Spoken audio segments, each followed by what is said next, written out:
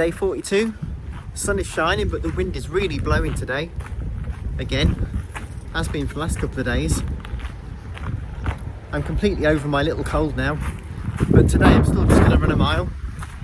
I don't want to push it. I want to give my body time to recover fully, because running and working out does lower your immune system a little bit. Give that a slam. I was talking to someone the other day about my sugar video, and I think a lot of people do seem to think that one of the main negative effects of eating too much sugar is weight gain. Yeah, but there's loads of other things as well that happen when you eat too much sugar. I might talk about those on the way round today. Let's set off now in the sun.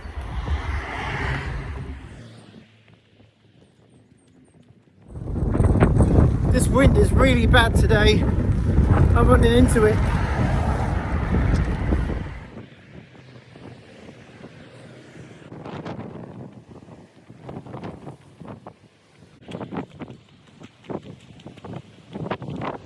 Oh, I'm over halfway now.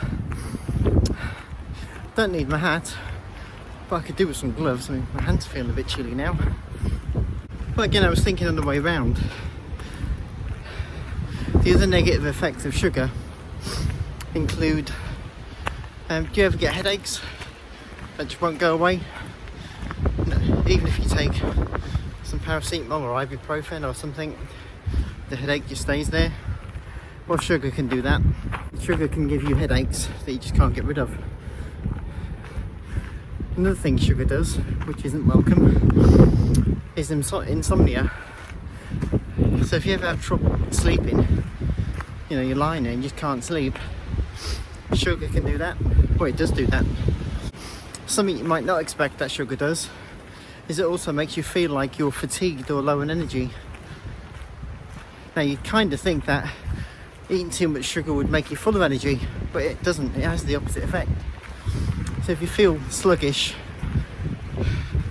fatigued, or that you've got low energy, blame sugar for that.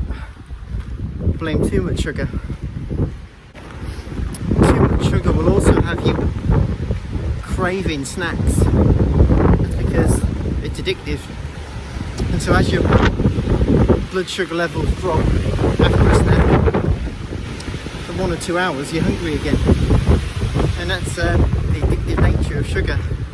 It wants that high again, that sugar high. Well, I'm going to get back now while this sun is still shining, and I'll see you in a moment.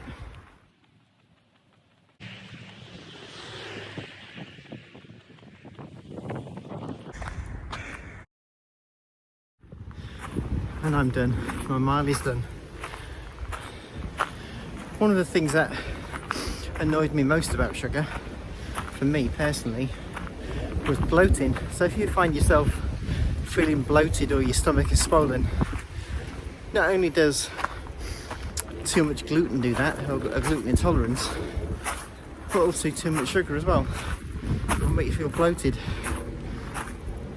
And it's not only your internal organs and intestines that get bloated, but all over your body. Sugar causes inflammation, and it's causing inflammation because your body's kind of fighting it really. It's not good for you.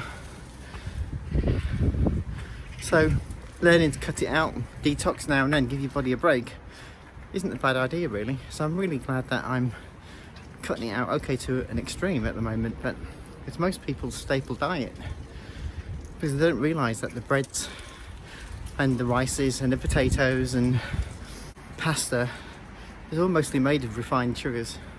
No other nutrients in there. Fiber's all taken out. Vitamins, minerals, nutrients all taken out. Anyway, thanks for joining me today on this windy day, on day 42. And have a great day. I'll see you tomorrow.